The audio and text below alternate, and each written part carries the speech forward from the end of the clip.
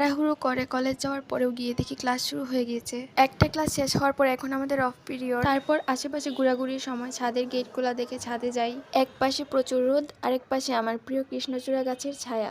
এখানে বসে অনেকক্ষণ আড্ডা দেওয়ার পর আমার ক্লাসের সময় শুরু হয়ে যায়। এটা ছিল ম্যাথ ক্লাস, তাই এক গাদা অঙ্ক করে নেই। তারপর দৌড়ায় ক্লাস থেকে বের হই, কারণ আমার বান্ধবী আমার জন্য আধা ঘন্টা যাবত অপেক্ষা করছিল। আর আসতেই এই যে আমার বান্ধবীর সাথে দেখা। এখন আমরা ঘুরতে যাব। তারপর এখান থেকে আমরা দুইটা জালমুড়ি কিনে নেই, আর জালমুড়ি খেয়ে গল্প করতে করতে আমরা দুজন চলে যাই পার্কে। আর এই জয়নুল আবেদিন পার্কটা হচ্ছে ময়মনসিংহ শহরের ফুসফুস। এই সেপ্টেম্বরে তো কেউ চিঠি দেও নাই, আশা করি আগামী সেপ্টেম্বরে দিবা। চাষাবাচে আশায় একটা মন মরা ইমোজি। তারপর আমার বান্ধবী পাশে একটা দোকানে গেল ক্লিপ কিনতে। এটা ঠিক দোকান না, সাইকেলে নিয়ে বসেছে।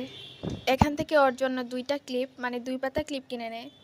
বেশ কয়েকটা দেখে এখান থেকে 2টা কালার চুজ করে দিই, আর ওর 2টা কালারই পছন্দ হয়ে যায়। আমি অনেকদিন যাবত ভাবছিলাম আমার আম্মুর জন্য কিছু একটা গিফট নেব। তারপরে এখানে কাটাগুলো দেখে আমার অনেক ভালো লাগে, তাই আম্মুর জন্য এখান থেকে 2টা কাটা আমি চুজ করি। আর ডিস্টার্ব করার জন্য তো আমার বান্ধবীগুলো আছেই। ক্যামেরাটা দেখলেই আইসা যত সব ওদের ঝামেলা শুরু হয়, সবগুলো একই রকম। তারপর আম্মুর জন্য এই 2টা কাটা কিনি। তারপর একটা জায়গায় বসে আমরা দুজন মিলে অনেকক্ষণ আড্ডা দিই, গল্প করি, ছোট ফুচকা খেতে যাই।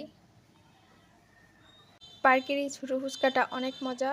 আমরা মূলত আজকে এটার জন্যই গিয়েছিলাম। খাওয়া শেষ করে আমরা একটু হাঁটাহাঁটি করছিলাম। এই সৌন্দর্যগুলো আমাকে একটা পেজ থেকে গিফট করা হয়েছে। এদিকে দেখি 2টা নির্লজ্জ প্রাণী পার্কের পরিবেশ ধ্বংস করছে। ছি ছি ছি, আস্তাগফিরুল্লাহ।